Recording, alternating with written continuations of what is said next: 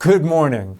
Some of what I'm going to talk about today, I just went over in a CNBC interview with anchor Wilfred Frost on Worldwide Exchange. Futures are higher this morning despite some earnings misses in big tech. The only thing I can point to is a belief by many that Fed Chair Jay Powell is going to thread the needle tomorrow and strike the exact right balance in his comments to his colleagues at Jackson Hole tomorrow morning. He'll talk tough on inflation and yet recognize the Fed could go too far and push us into recession.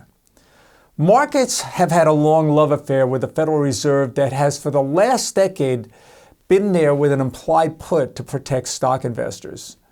There are still too many chanting, "In Jay we trust." I'm here to tell you, don't count on it. Welcome to the Money Runner. It's Thursday, August 25th. This is your Market Minute. I'm David Nelson.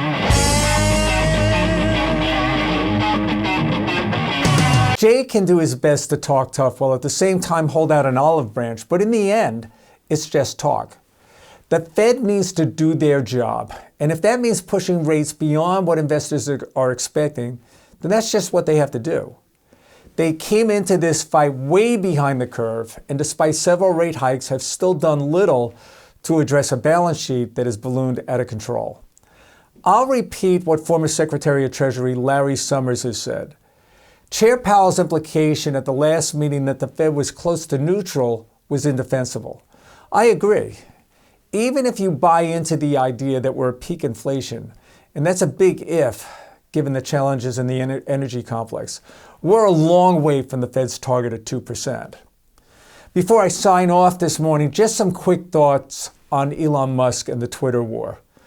The legal battle, that just got a little more complicated. Now that a whistleblower, the former head of security, Peter Zatko, I'm pretty sure I butchered his name, accused Twitter of making misleading regulatory disclosures about spam and fake accounts. I have to give this round to Elon Musk.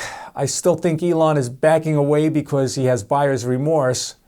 He may have come to the realization that this platform has little going for it except for millions of people chatting endlessly, but with little ability to monetize the user base. That's it for today. We'll wrap up the week tomorrow. Maybe we'll have some info out of Jackson Hole before we go on air. Thanks for joining. I'm David Nelson.